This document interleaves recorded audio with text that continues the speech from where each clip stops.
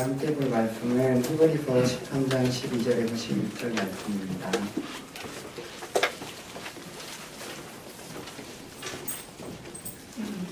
히브리서 13장 12절에서 16절, 제가 가진 있는 성경으로 신약 369페이지쯤에 있습니다. 다 찾으셨으면 한절 여러분 한절 교독하시고 마지막 절은 같이 읽도록 하겠습니다. 그러므로 예수도 자기 피로써 백성을 거룩하게 하려고 성문 밖으로 고난을 받으셨느니라. 그런즉 우리도 그의 시험을 짊어지고 영광과 되게 나아가자.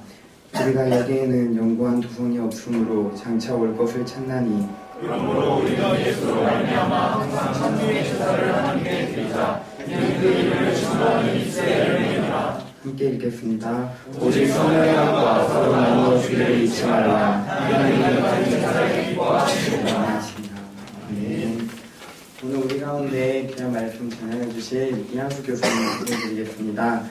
이한수 목사님은 중앙대 철학과를 졸업하셨고 충신대학교 신학대학원 목회 석사를 지내셨으며 에버딘 대학교에서 신학형 석사와 박사 과정을 거치시고 현재는 충신대학교에서 신학대학원 신학과 교수로 말씀을 전해주고 계십니다. 이 시간 교수님 나오셔서 말씀 전해주실 때 많은 은혜 받으시기 바랍니다. 박수로 목사님 모시겠습니다.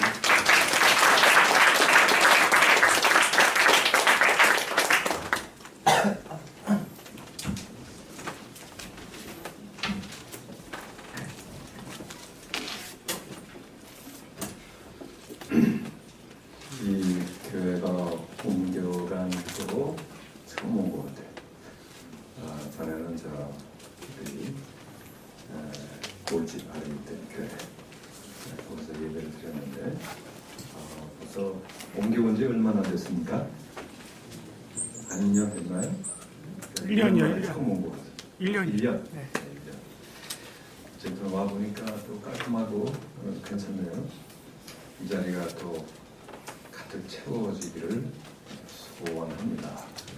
방학 동안에 두 캠퍼스가 이렇게 같이 모여서 같이 찬양을 하는 모습이 매우 참 보기가 좋습니다. 오늘 잠깐 기도하고 말씀을 전하도록 하겠습니다. 귀하신 주님, 오늘 말씀을 듣기를 원합니다. 저희들에게 보이지 않는 신령한 눈을 뜨게 하시고 들리지 않는 신령한 귀를 열어주셔서 말씀을 통해 다가오시는 그 하나님을, 그 하나님의 임재를, 하나님의 음성을 듣는 귀한 시간 되게 하여 주시옵소서. 예수님의 이름으로 기도합니다.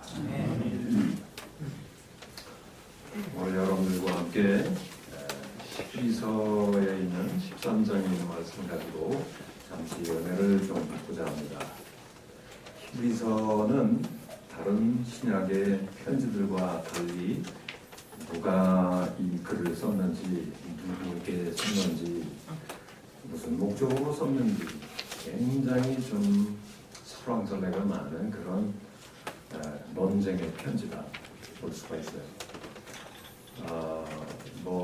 히브리서를 누가 썼느냐, 저자가 누구냐 하는 것만 가지고도 바울이냐, 아볼로냐, 그 외에 한 7, 8명의 후보자들이 나타나서 전마다 떠들고 있기 때문에 저자가 아직까지도 누구인지는 알려져 있지 않습니다. 또 수신자가 누군지, 그 편지를 받는 사람들이 누군지, 어떤 상황이 있는지 저는 좀 상대적으로 조금 확인할 수 있을 것 같아요. 보통 많이 알려져 있는 그 내용은 히브리서의 독자들은 아마 유대 기독교인들이다, 그렇게 알려져 있습니다. 그리고 이 편지가 쓰여진 연도는 AD 70년 이전에 쓰여진 편지 같아요. 왜 그러냐면 오늘 13절에 있는 말씀, 그런즉 우리도 그의 치욕을 짊어지고 영문 바깥으로 나가자. 영문 밖, 예루살렘 성문을 얘기하는 건데 예루살렘 성문에 대해서 이러쿵저러쿵 얘기하는 걸 보니까 이 예루살렘이 디도 장군에 의해서 AD 70년에 다 멸망당하거든요. 예루살렘 성이 아직 건재할 때 이 편지가 쓰여진 것으로 생각이 되어집니다.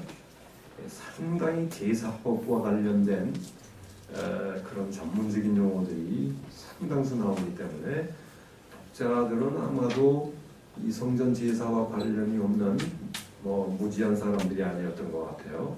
상당히 성전 제의에 대해서 많이 알고 있는 유대 기독교인들이었지 않나 생각합니다. 그런데 이 독자들이 엄청난 핍박 속에 놓여 있었던 것이 분명해 보입니다. 10장을 한번 보세요. 이 배경을 이해를 해야 오늘 본문을 이해하기가 쉽기 때문에 배경에 대한 이야기를 조금 하고서 본문 메시지로 들어가는 게 좋을 것 같아요. 10장 32절 보니까 전날에 너희가 빛을 받은 후에 아마 예수를 믿고 난 뒤에 기독교인이 된 이후에 엄청난 고난의 큰 싸움을 싸우고 견디어낸 것을 생각하라. 예수를 믿는 것 하나 때문에 엄청난 박해와 고난에 직면해 있었던 사람들인 것 같아요. 33절에 혹은, 성경에서 혹은이라는 말은 어떤 사람은 비방과 환난을 당해서 사람들에게 구경거리가 됐다. 이 이야기는 아마 예수를 믿는 것 때문에 상당히 많은 사람들이 비방을 했을 것 같아요. 아마 유대교라고 하는 사회 속에서 이제 예수를 믿게 되니까 일종의 유대교로부터 기독교로 종교를 바꾼 거 아닙니까? 종교를 바꾼 것 때문에 엄청난 비난과 조롱, 주로 말로 이루어지는 그런 공격의 대상이 돼서 사회 전체 주류 사회로부터 굉장히 왕따 그룹이 됐다, 구경거리가 됐다, 그런 얘기가 될 것 같아요. 또 혹은 어떤 사람은 또 이런 형편에 있는 자들과 기독교이냐 그 시대에 주류 사회로부터 볼 때는 아주 변두리 인생, 소수자, 마이너리티에 불과하니까요. 그런 사람들과 사귀는, 교제하는 그런 사람들이 되었다. 그리고 34절 보니까 너희가 갇힌 자를 동정하고, 갇혔다는 것은 감옥에 투옥됐다는 얘기거든요. 그런 사람들을 동정하고 또 너희의 소유를 빼앗기는 것도 기쁘게 당한다. 심지어 예수를 믿는 것 때문에 자기 재산까지도 빼앗기는 그런 엄청난 고난과 시련에 있었던 것이 분명할 것 같아요. 사실 유대 사회는 굉장한 종교 사회죠. 현대는 굉장히 세속적인 비종교적인 사회지만 유대교는 어떻게 보면 요즘 우리 시대로 말하면 이슬람 종교하고 좀 비슷해요. 종교성이 아주 특출난 사람들이 모여 사는 사회가 유대교입니다. 이런 그 종교적인 사회에서 종교를 바꾼다. 이건 목숨을 걸어야 되는 문제입니다. 좀 쉽게 얘기하면 무슬림 사회에서, 이슬람 사회에서 부모, 친척, 사회, 경제, 정치 모든 것이 이슬람의 종교적인 신념으로 움직이는 그런 사회에서 여러분들과 같이 대학에 들어가서 복음을 듣고 기독교인이 됐다. 그래가지고 기독교인이라는 것을 고백을 하고 커밍아웃을 하는 순간 어떻게 돼요? 가족의 환영이 있나요? 아마 엄마 아빠가 호적에서 밥 버린다고 하면 난리를 치겠죠.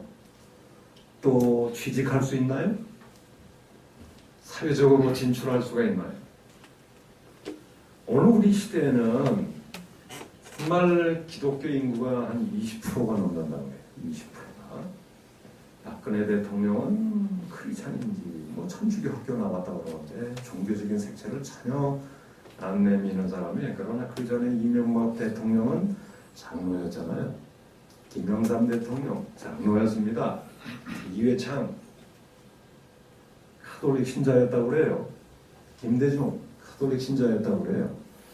불교 신자는 전두환 그 돌대가리 그 돌머리에 해당되는 사람은 불교 신자였다고 그래요.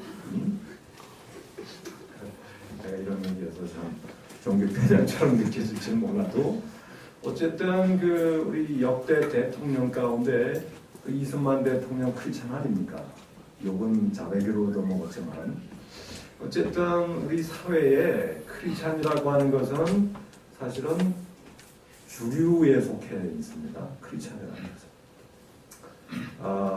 뭐 우리나라 국회의원들 가운데 크리스찬들이 엄청나게 많죠. 좀 다음 차기 대통령 후보로 볼 때는 그 정몽준 씨도 소망교회 집사라고 그러죠. 또 국회의원들 중에 크리스찬들은 엄청나게 많습니다. 다 엉터리여서 그렇지. 어쨌든 대학 교수, 우리 중앙대학교만 해도 크리스찬 교수들 어마어마하게 많을 것 같아요. 안성 캠퍼스만 해도 이재원 목사님 몇 프로 정도가 되나요? 전체 교수 중에. 크리스찬 교수들. 잘 모르시겠어요? 꽤 많을 겁니다. 자기를 드러내지 않아서 그렇지. 어쨌든 크리스찬들이 많고요. 또 군대 이 장군들, 스타들, 크리스찬들 의외로 많습니다. 사업을 운영하는 CEO들, 크리스찬들 꽤 많이 있어요. 자, 이러다 보니까 오늘 우리 사회에서 이미 기독교가 주류 사회에 편입해 있는 그런 상황에서 내가 예수를 고백한다라고 하는 것은 우리가 지불해야 될 희생의 대가가 별로 없어요. 오히려 내가 크리스찬이다라고 하면은 아주 멋진 중산층 이상의 멋진 라이프 스타일에 속하죠. 예수 믿는다는 거 부끄러움의 대상이 아닙니다. 예수 믿는다는 거 참 멋진 삶에 해당된다고 볼 수 있죠. 그러나 지금 이 히브리서 저자가 누군지는 모르겠지만 AD 70년 이전에 그 주변 사회가 주류 사회가 유대교 사회인데요. 이제 막 태동한 기독교, 이 기독교에 대해서 매우 적대적인 사회가 유대교 사회죠.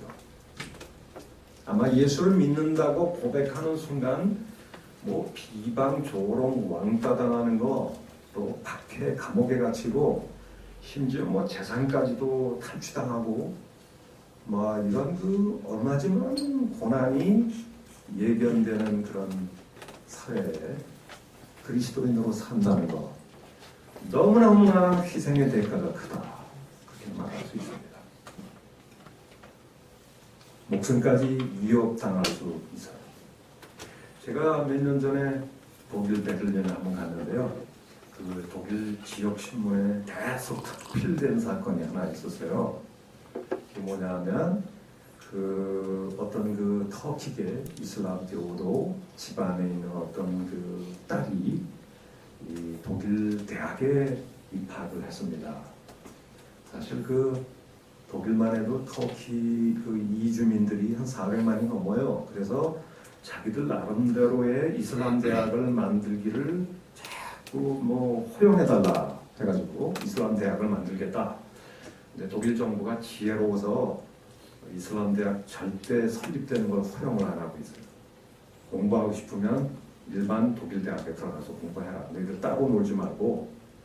우리나라도 지금 이슬람 계통의 대학을 만들려고 무진장 지금 애를 많이 쓰는 땅까지 사놨다고 그래요. 그거 허용하면 안 된다고 생각합니다. 이슬람은 어떤 전체 인구 중에 한 10% 정도만 되면 그때부터는 엄청난 폭력과 테러나 이런 것들이 가능해지죠. 실력 행사에 들어간다는 얘기보다 세상에 무지막지한 정도가 이슬람이고 그렇기 때문에 그런 그 상황에서 이 터키 이주민 딸이 독일 대학에 들어가서 독일 남성하고 눈이 이제 마주쳐가지고 서로 사랑하게 되고 부모님이 반대할 것 같으니까 몰래 결혼을 했거든요. 근데 그것이 나중에 들통이 났어요, 부모님들한테. 근데 부모님이 어땠냐? 자기 딸을 목졸라 죽여버렸어요. 가족의 명예, 알라 신의 명예를 더럽혔다 해가지고 그래가지고 흰 푸대자루에다 집어넣고 강물에다 던져놓은 사건이죠. 이게 이슬람이죠. 내 아들이 불교를 믿는다. 나는 목을 비틀어가지고 푸대자루에 놓고 그런 악질은 아니거든요. 호적에서는 팥뿌릴지 몰라도 어떻게 이렇게 무자비한 짓을 합니까? 이슬람교. 그걸 소위 명예살인이라고 해요. 명예살인. 그런 짓을 하면 주변 사람들이 박수를 쳐요. 잘했다고. 한 해에도 명예살인으로 죽임을 당한 사람이 터키나 이슬람 사회에 꽤 많다고 그래요. 근데 사회에서는 그런 자기 가족이 자기 딸이나 아들을 죽여도 쉬쉬하죠. 법적으로 관습적으로 허용이 되니까요. 이슬람 사회가 그렇게 정말 무자비한 그런 종교적인 사회였던 것처럼 유대교도 똑같습니다. 유대교. 여러분, 유대교는 말이죠. 종교성이 아주 특출난 그 종교이기 때문에 한마디로 말해서 그 유대교의 자랑스러운 종교적인 유산이나 전통을 훼손하는 자가 유대교 내에서 생겼다. 테러를 가합니다. 그 테러 분자 중에 하나가 유명한 사람이 누군지 아세요? 성경에. 사도 바울. 사도 바울은 원래 유대교 랍비였는데 기독교인들이 유대교를 허물고 있다. 유대교의 명예를 훼손하는 사람들이다라는 확신이 드니까 테러단을 만들어가지고 기독교인들을 가가고 색출하고 잡아 죽이고 핍박하고 그 최정선에 나섰던 사람이 사도 바울 아니에요. 하나님의 교회를 도에 지나칠 정도로 잔해한다는 말은 원래 destroy, 파괴한다는 얘기 아니겠어요? 기독교인들을 만나면 다 잡아 죽인단 말이에요. 사도 바울이 그런 사람을 잡아 죽이면서도 사도 바울에게는 죄의식이 있을까요? 없을까요? 없어요. 하나님에 대한 열심, 율법에 대한 열심이 그렇게 사람을 무죄하게 만든 겁니다. 다 하나님의 일이라는 명분으로 합리화가 되니까요. 종교는 그렇게 무서운 거죠. 요즘 유명하게 떠오르는 게 유병원 씨 구원파니까. 네? 그 구원파 교도들이 10만 명이라고 하는데 자기 교주인 유병원에 대해서 뭐 부끄러움이 있나요? 그렇게 뒤로 가서 착취를 하고 막 그래도 그 교인들 돈을 착취해서 개인적으로 자기 아들들 그냥 그렇게 호합한 생활을 하면서도 다 하나님의 일이라고 하는 그런 명분으로 다 합리화하잖아요. 교인들도 다 세뇌가 다 그렇게 돼 있어요. 종교란 그렇게 무섭거든요. 제가 지금 말씀을 드리고자 하는 것은 이렇게 종교적인 열심이 특출난 사회가 유대교 사회인데요. 그 종교성이 투철할수록 자기 종교적인 유산에 좀 반역한다, 거역한다. 그러면 그 종교적인 열심이 곧바로 뭘로 나타나요? 폭력적인 행위로 나타납니다. 원래 종교가 그런 거예요. 곧바로 폭력적인 행위로 나타나요. 사도 바울의 삶 자체가 그걸 보여준다고 볼 수가 있죠. 그러다 보니까 이런 그 종교성이 특출난 그 유대교 사회에서 이 히브리서의 독자들이 예수를 믿고 그리고 사회에 커밍아웃을 하게 된 겁니다. 사회 호수자들입니다. 모든 걸 다 희생할 수 있는 위험성이 많이 있어요. 그러다 보니까 계속 예수를 믿는 그 하나의 이유 때문에 친지들로부터 가족으로부터 왕따당하고 소외당하고 그냥 사회에 이리저리 쫓겨다니게 되고 희생하게 되고 목숨까지 위협을 받고 재산까지 뺏기고 여러분 이렇게 예수를 믿는 것 때문에 고난이 지속적으로 다가온다면 여러분들은 어떤 반응을 보일까요? 얼마나 이 자리에 계속 남아 있을 수 있을까요? 바깥에 기관총을 든 사람이 있다. 참 무시무시하죠. 예수 믿는 거 포기하라. 살려준다. 안 하면 죽는다. 공산당 시절에도 그런 일이 좀 많이 있었거든요. 예수를 나의 주로 고백한다는 것은 많은 사람들이 참 멋진 고백이라고 생각하지만 그런 극한 상황에 들어가면 내 생명과 바꿔야 될 극한 상황까지 갈 수 있어요. 그런데도 그런 상황에서도 Jesus is my Lord. 예수님은 나의 주님이십니다. 나의 생명의 주이십니다. 여전히 고백할 수 있을까요? 네? 그 자리에 한번 서볼까요? 심각한 문제입니다. 예수 믿는다는 게 그런 심각한 의미를 담고 있어요. 근데 이 히브리서의 독자들이 그런 상황에 빠져요. 근데 이런 고난이 지속적으로 줄기차게 다가오게 되면 뭐 소수의 사람들은 믿음이 더 강해지는 사람들이지만 대부분 보면 믿음이 흔들리게 되어 있습니다. 믿음이 약해지죠. 사람은 생리적으로 고난을 피하고자 하는 그 생리적인 어떤 선택입니다.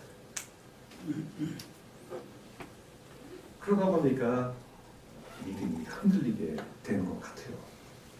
믿음이 또 흔들리기 시작하다 보니까 자연히 무슨 생각을 갖겠습니까? 이 고난과 박해, 이걸 피할 수 있는 가장 좋은 방법이 뭘까요?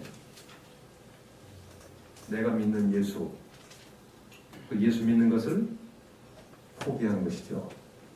포기하면 나에게 닥쳐진 그 고난은, 박해는 순간적으로 없어질 수 있어요. 가족과의 화해가 금방 이루어질 수도 있죠. 돌아온 탕자라고 하면서 부모가 얼싸안고 유대교로 다시 돌아온다고 생각하니까 사회적으로도 다시 재편입이 될 수도 있는 그런 상황에 있었다고 볼 수가 있습니다. 믿음이 연약해지니까 그러다 보니까 자연히 내가 원래 수천 년 동안 우리 조상의 종교 유대교로 다시 돌아가야지. Come back to Judaism. 유대교로 돌아가. 예수 믿는 거 포기하고. 지금 그 상황이 지금 그런 상황에 놓여 있단 말이에요. 근데 믿음이 흔들린 상태에서 자연히 유대교와 기독교를 비교하지 않을까요? 믿음이 없는 상태에서 보면 어떤 종교가 더 그럴듯하죠? 네? 기독교가 더 그럴듯합니까? 유대교는 굉장히 물리적이고 가시적인 종교입니다. 제일 유대교를 떠받들고 있는 가장 화려한 건물이 뭐예요? 성전 아닙니까?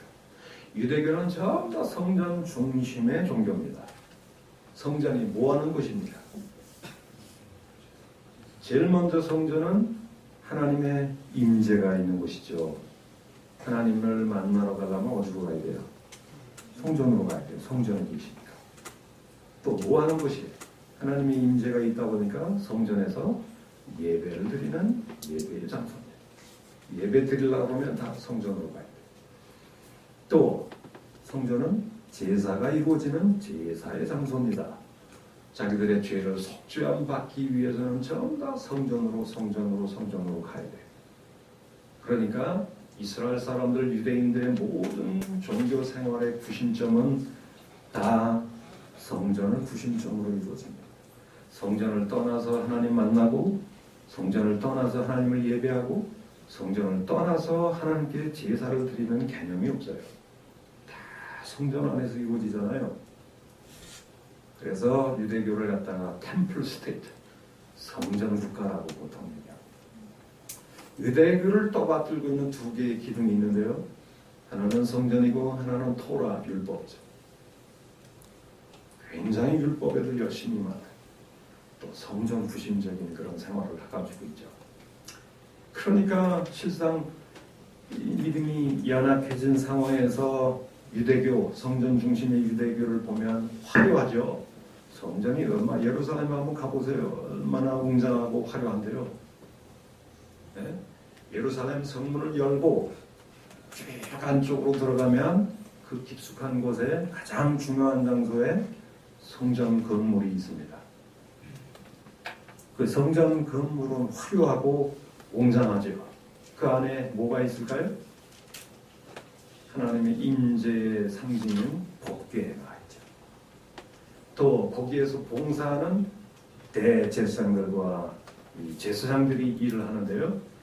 뭐 사각 모형 모자를 근엄하게 쓰고 긴 지팡이를 쓰고 뭐 턱수염 이런 사람들이 근엄하게 일을 하고, 그 사람들이 바로 이 속죄소라고 하는 곳에 동물 잡아서 피를 뿌리고, 그리고 그 동물을 통해서 번제를 해서 하루에 종일 그 연기가 올라가서 하나님이 우리 예배를 받아들인다라고 생각하는 또 레위인들의 엄청난 그 성가대가 있어서 우렁차게 성가를 하게 되고, 그러니까 그들은 제사장을 통해 성전을 통해 또 동물 제사를 통해 그들의 예배가 이루어진다, 하나님 앞에 흠양이 되어진다라고 하는 어떤 가시적인 성격의 종교거든요. 웅장하지요, 화려하죠. 바로 그 성전 시스템을 통해서 하나님의 임재가 있고 예배를 받으시고 속죄가 이루어진다고 믿는, 그래서 모든 사람들이 예루살렘으로 모여들 수밖에 없는 그런 종교가 유대교입니다. 그러나 이 히브리서 저자들이 믿는 이 기독교는 어떤가요? 성전이 있나요? 화려한 성전이? 더 이상 성전에서 예배를 안 드리거든요. 어디서 예배를 드려요? 가정에서 몇 명이 모여서 예배를 드리는데, 거기는 속죄소도 없고 제사장도 없고 성전도 없고요, 화려한 어떤 뭐 그런 시스템이 하나도 없어요. 몇 명이 가정 식탁에 둘러 앉아가지고 단지 있는 것은 여기에 하나님이 계신다는 영적인 실제밖에 없어요. 믿음이 없는 사람의 입장에서 보면 뭐가 더 화려하고 멋있게 보입니까? 어느 정도가? 유대교가 엄청나게 더 화려하게 느껴지죠. 이건 개신교하고 카톨릭과의 관계도 마찬가지라고 생각해요. 우리 한국 개신교 선교사들이 이 러시아에 선교사로 가는 경우가 있어요. 근데 그 레닌그라드라고 하는 상페테르부르크, 저도 한번 가봤는데요. 굉장한 그 성당이 있습니다. 성당. 근데 성당에 들어가 보면 바티칸 성전하고 똑같이 그냥 고딕식으로 돼 있어요. 쫙 위로 뻗어 있지 않습니까? 근데 천장에 다 모자이크가 돼 있어요. 미켈란젤로, 뭐 라파엘로, 뭐 이런 유명한 화가들이 천장에다가 전부 다 예수님 사진, 천사 사진, 사도 바울, 뭐 12사도, 뭐 이런 그 사도들의 그 영상을 기가 막히게 전부 다 모자이크를 해놔가지고 그려놨어요. 화려합니다. 거기다가 또 이 그 동명이 얼마나 잘 되어 있는지요. 이 그 러시아 정교회 사제들 보면 턱수염이 이렇게 생기고 모자도 그렇게 부약 제사장답게 생겼어요. 그리고 그 사람들이 뭐 예배를 본다 그러면서 앞에서 라틴어로 크리스투스 상투스 그러면서 막 하면 무슨 소리인지 쥐뿔도 모르면서도 하늘에서 말이 천사가 그냥 확 오는 것 같아요. 얼마나 멋있다. 한번 가서 한번 보세요, 예배가. 근데 개신교 선교사들이 러시아에 가서 뭐 조그만 구멍가게 교회, 지하 교회를 만들어 놓고 우리 예배 봅시다 하면 거기에 뭐가 있어요? 시시하죠. 러시아 정교인들은 개신교 선교사들이 있는 교회에 잘 오지 않는다고 그래요. 왜? 전통적으로 믿어왔던 이 러시아 정교회가 더 화려하고 웅장하거든요. 역사적으로. 뭐 구멍가게 같은 그런 교회는 누가 가려고 합니까? 믿음이 없는 관점에서 보면 뭐 그렇다는 얘기입니다. 그러다 보니까 지금 이 히브리서의 독자들이 에이 핍박도 피해보고 또 아무래도 기독교보다도 유대교가 더 멋있는 종교 같아 라고 생각하면서 지금 유대교로 다시 돌아가려고 하는, 성전 중심의 유대교로 돌아가려고 하는 상황에서 이 히브리서 저자가 이 편지를 쓰고 있다, 이렇게 말할 수 있습니다.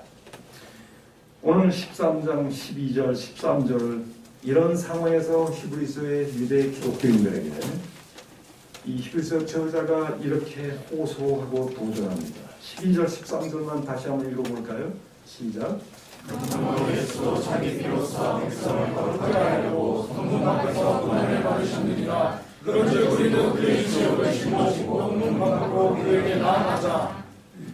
이 히브리서의 저자가 누군지는 저는 모르겠죠. 저는 아무래도 바울은 아닌 것 같고 아볼로 같다 하는 생각이 좀 들긴 드는데 확실한 건 없어요. 근데 이 히브리서의 저자가 독자들에게 이 정말 예수 믿는 것 때문에 박해를 당하고 지금 마음이 흔들려가지고 뭐라고 얘기를 하냐면 우리도 예수님의 그 십자가의 고통과 치욕을 짊어지고 예루살렘 성문 밖으로 걸어가신 그 예수님 쫓아가자. 예루살렘 성문 안으로 들어가자는 게 아니고 어디로 가자고요? 예루살렘 성문 바깥으로 가자. 왜? 예수님이 십자가를 짊어지고 예루살렘 성문 바깥으로 가셨기 때문에 우리들도 그 예수님 쫓아서 가자라고 하는 것이죠. 고도의 상징적인 메시지이기 때문에 이게 뭘 의미하는 도전의 말씀입니다. 그리고 오늘 전도 여행을 떠나자고 하는 그런 여러분들에게 어떻게 적용이 될 수 있는 말씀일까요?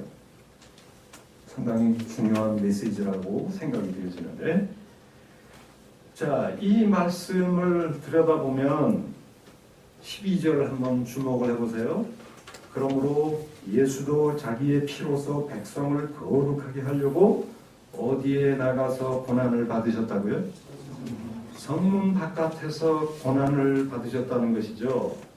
이 말씀은 사실 유대인들에게는 쇼킹한 말씀이에요. 왜? 유대인들에게 있어서는 자기의 죄를 속죄하려고 한다면 제물을 들고 성전 안으로 들어가야 되겠죠.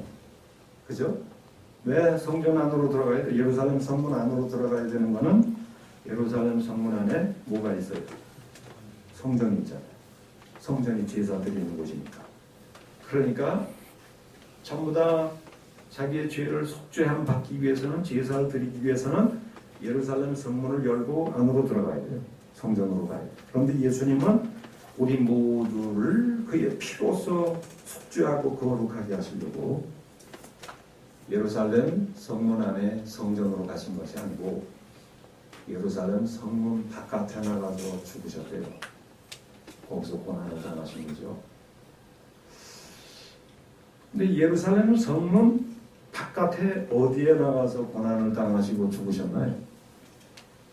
골고다라고 하는 일종의 그 공동묘지입니다. 유대인들은 공동묘지를 부정하게 여기는 장소입니다. 묘지, 사람의 죽음이 있는 곳에 회치를 하잖아요. 여기 부정한 곳이니까 만지지 말라고 해서 회치를 좀 해놓는데, 근데 이 공동묘지, 그것을 우리는 해골의 곳이라고, 골고다라고 하죠. 골고다. 그 공동묘지. 근데 이상하게도 사람들이 전부 다 부정하다고 생각하는 이 공동묘지라고 하는 이런 곳에서 예수님이 고난을 당하시고 죽으셨는데, 어떻게 이 부정한 영역에서 죽으신 그 죽음이 우리 모두를 거룩하게 하느냐. 부정한 영역 속에서 죽으신 죽음이 우리 모두를 거룩하게 만드는 이유가 뭘까? 사실 유대인들의 입장에서는 말도 안 되는 그런 발상이겠죠. 성전 안에서 제물로 바쳐진 것도 아니고, 예수님은 부정하다고 생각하는 성문 바깥의 영역에 나가서 거기서 고난을 받으시고 십자가에 죽으셨는데, 그 부정한 영역 속에서 죽으신 죽음이 우리 모두를 거룩하게 하셨다는 것입니다. 바로 이 사건의 기초에서 13절에 곧바로 사도의 저자가 이렇게 우리에게 도전합니다. 그런즉 우리도 그 예수님의 십자가의 치욕을 짊어지고 누구에게로 가자? 예루살렘 성문 바깥으로 나아가신 누구를 쫓아가자? 그 예수님을 쫓아가자라고 하는 것이죠. 자, 여기서 우리는 예루살렘 성문 안의 영역이 뭘 의미하고 예루살렘 성문 바깥의 영역이 뭘 의미하는지를 우리는 생각을 해야 돼요. 히브리서 저자는 너희들은 절대로 예루살렘 성문 안의 세계로 가지 말라는 얘기죠. 예루살렘 성문 안의 세계는 무슨 종교를 상징합니까? 유대교죠. 왜? 거기에 뭐가 있어요? 성전이 있죠. 제사장이 있죠. 제단이 있죠. 거기서 이루어지는 그 모든 종교적인 제의 시스템들은 다 예루살렘 성문 안에 성전에 있어요. 그런데 그런 성전 중심의 유대교가 있는 성문 안에 영역의 세계로 가지 말래요. 왜? 거기는 더 이상 하나님이 안 계신대요. 하나님을 만나고 예배하고 속죄가 이루어지는 장소는 더 이상 그곳은 아니라는 것이죠. 혁명적인 발상을 가지고 있습니다.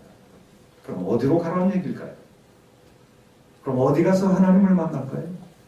어디가 하나님의 임재가 있는 곳일까요? 어디가 정말 하나님에 대한 참 예배가 있을 수 있나요? 어디에 진정한 우리의 속죄가 이루어지는 곳입니까? 그것은 예루살렘의 성문 안에 성전이 있는 유대교가 아니고 예루살렘 성문 바깥에 비록 부정한 영역이지만 그곳에 누가 계신다는 거예요? 예수님. 예수님이 십자가를 짊어지고 이미 이 부정한 영역으로 나가셨다. 이 부정한 영역은 예수님이 십자가를 짊어지고 나가신 이 부정한 영역은 지금 우리가 살고 있는 이 세상을 상징합니다. 세상은 유대인들의 관점에서 보면 하나님이 없는 곳이에요. 제2적으로 보면 부정한 영역입니다. 소망도 없는 것이죠. 죄로 얼룩진 영역, 하나님이 없는 곳. 그래서 유대교는 오로지 성전 안에 영역에 머무는 데만 관심이 있었다고요. 그들은 하나님이 계신 곳인 성전을 떠나려고 하지 않았습니다. 예루살렘 성전이라는 이 테두리를 딱 그어놓고 거기에 안주하려고 했습니다. 예루살렘 성문 바깥의 영역은 이방인들이 사는 곳이죠. 부정한 사람들이, 죄인들이 사는 곳이에요. 거기는 하나님도 없어요. 그러니까 유대인들은 성문 바깥의 영역 관심이 없었어요. 버려진 곳입니다.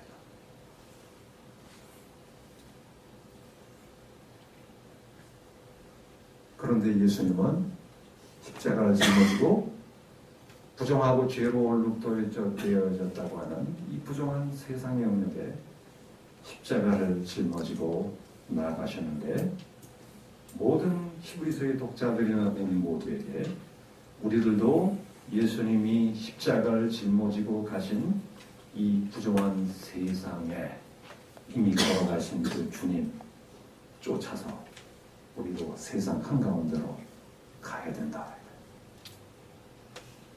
주님이 하나님이 계신 곳은 어딜까요? 하나님의 임재가 있는 곳은 어딜까요? 영문 바깥의 단순한 세상이 아니에요. 그 영문 바깥의 부정한 영역 속에 누가 계시기 때문에 그곳에 하나님이 계신 거예요. 예수님. 십자가를 짊어지신 그 예수님이 계신 곳이라면 우리 찬송가의 말씀처럼 높은 산이든 거친 들이든 초막이든 궁궐이든 내 주 예수 모신 곳이 그 어디나 천국이다 말이에요. 거기에 우리의 삶의 의미가 있고 살아가야 할 목적이 있고 우리가 이 흑석동은 무슨 의미 있는 장소입니까? 여러분들이 가려고 하는 강원도는 무슨 의미가 있는 장소인가요? 예수님이 없으면 거기는 여전히 부정한 세상에 불과합니다. 그러나 그곳에 주님이 계신다. 그것은 천국으로 변할 수 있다. 하나님 나라로 통하는 관문이 될 수도 있다. 우리의 삶의 의미를 결정하는 것은 특정한 장소가 아니라 어떤 장소이든 그곳에 누가 계시기 때문에 예수님이 계신다면 그것은 의미 있는 장소로 거룩해질 수 있는 장소로 변화될 수 있다. 예수님의 십자가로 세상의 의미가 변화되어지기 시작합니다. 버려진 장소, 아무 의미가 없는, 살 의미가 없는 장소, 죄로 오염된 장소, 무의미한 장소이겠죠, 세상은. 그러나 우리가 그리스도와 함께 십자가에 못 박히신 주님과 함께 동행할 수 있다면, 그곳에 주님이 계실 수 있다면, 그것은 그 어디나 하늘로 통하는 관문이 될 수 있겠다라고 하는 것입니다. 여러분들의 가정이, 여러분들의 직장이, 여러분들이 사는 시장 한가운데서라도 우리가 주님을 찬양하고 십자가를 못 박으신 그 예수님과 동행할 수 있다면 그것은 절망의 장소가 희망의 장소로 바뀔 수가 있다. 무의미한 장소가 충분히 살만한 의미가 있는 장소로 바뀔 수가 있다. 우리의 삶의 의미를 결정하는 유일한 마스터 키는 누군가요? 예수 그리스도입니다. 우리 기독교는 더 이상 특정한 장소를 신성시하지 않습니다. 아마존 오지이든 아프리카의 정글 지역이든 몽골 지역의 대축권이든 두세 사람이 예수 그리스도를 모실 수 있다면 그것은 벌써 하나님이 임재하는 장소죠. 하나님이 예배할 수 있는 장소예요. 우리의 진정한 속죄가 사죄의 은총이 경험될 수 있는 장소가 될 수 있다. 근데 예수님은 이 부정하다고 생각되는 더러운 세상을 포기하지 아니하시고 예루살렘 성문을 활짝 여시고 이 부정한 세상 한가운데로 십자가를 지고 걸어가셨기 때문에 우리 주님의 제자가 된다는 것은 이 세상을 향해 걸어가신 주님 쫓아가는 길. 근데 그 주님을 쫓아갈 때에 그냥 맨몸으로 쫓아가는 것이 아니라 우리도 그의 치욕을 짊어지고 주님 쫓아가자고 얘기합니다. 여기 말하는 치욕이 뭘까요? 우리가 짊어져야 될 치욕. 우리가 치욕은 십자가를 상징하는 얘기인데요. 부끄러움이란 말이죠. 초대교회에서 예수를 믿는다는 것, 십자가에 못 박히신 예수 그리스도를 믿는다는 것은 늘 부끄러움의 대상이었습니다. 사회는 너무나 적대적인 사회, 기독교에 대해서. 그래서 예수를 믿는다는 것은 늘 비난과 조롱과 부끄러움의 대상이었어요. 근데 예수님도 십자가 처형을 당하실 때 빨가벗겨서 군중들에게 조롱당하는 그 부끄러움을 감당하셨어요.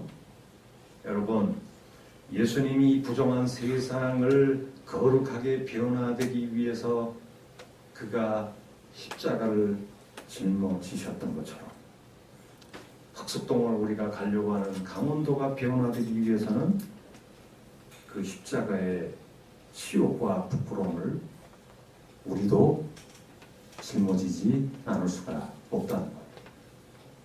예수님과 동행하는 길에 이 세상을 변화시키기 위해서는 우리 몫에 태워진 작은 십자가가 있다는 것이죠. 오늘날 많은 현대 기독교인들이 예수를 하나 믿는 것을 나의 멋진 중산층 이상의 멋진 라이프 스타일로만 생각을 해요. 우리 한국에도 얼마나 대형 교회들이 많아요. 시설 엄청나게 좋습니다. 수많은 젊은이들이 모여서 찬양하고 경배하면 얼마나 멋있습니까? 그 찬양과 경배를 통해서 참 멋있는 우리 신앙의 멋짐을 향유하고 엔조이는 하는데 문 바깥에 나가서 이 세상을 향해 십자가를 짊어지고 고난을 각오하고 가는 사람들은 별로 없어요. 세상이 만만하게 변화되지 않습니다. 우리의 희생이 요구됩니다. 한 가정을 변화시키는 것도 우리의 고난이 필요합니다. 사회는 너무나 기독교에 대해서 적대적으로 변해가고 있어요. 요즘에 예수를 믿는다는 것은 뭐 위선자니 개독이니 그런 것도 들어요. 저희 교회 담임 목사님이 인터넷을 자주 합니다. 근데 반 기독교 사이트에 들어갔는데 하도 기독교를 위선자니 뭐 개독이니 그러면 욕을 해가지고 아이 뭐 기독교인들 참 좋은 사람이다 욕하지 말라 그렇게 몇 마디 올렸는 모양이에요. 리플을 달았는데 순식간에 20-30명이 달라붙어가지고 그냥 너 뭐냐 이 자식아 그러면서 막 욕을 해대고 기독교인들은 위선자다 그러면서 뭐 자기들이 끌어모은 그런 것들 막 해가지고 순식간에 수십 명이 달라붙어서 우리 목사님을 욕하더래요. 2시간 동안 혼자 변호하다가 밀려서 더 이상 감당하기 어려워서 자기 교회 부교역자로 30-40명을 다 동원해가지고 그 사이트에 들어가서 이 마귀 새끼들 퇴치하라 해가지고 인터넷 전쟁이 이제 벌어진 거예요. 온라인에서. 이겼을까요? 졌을까요? 그래도 안 돼가지고 밀리고 그냥 순식간에 200명이 300명으로 늘어나고 막 그래가지고 할 수 없이 나한테 전화해가지고 이 교수 그 신학대학원에 1800명 전문가들인지 다 끌고 들어와서 이 NT 기독교 사이트에 들어와서 이 인터넷 온라인에 떠도는 이 마귀 새끼들을 잡아라 해가지고 그렇게 해서 잡을 수 있는 마귀 새끼들이라면 뭐 잡을 수는 있겠지만 기독교가 그만큼 지금 사회로부터 지탄의 대상이 되고 있다는 얘기죠. 전도하는 환경이 예전만 같지 않습니다. 초대교회 히브리서 저자가 복음을 전할 때 고난과 박해와 재산까지 뺏기는 그것에는 비유가 안 되지만 우리의 전도 환경도 그렇게 만만한 환경이 아니었던 것 같아요. 참 어렵습니다. 왜 그럴까요? 이 책임은 우리 모두에게 있어요. 예수의 고난에 동참하고자 하는 그 십자가의 희생의 대가를 능히 제가 짊어지겠습니다 라는 것은 없고 예수를 통해서 엔조이만 하려고 하는 사람들이 너무나 많기 때문이죠. 예수 믿으면 행복해요.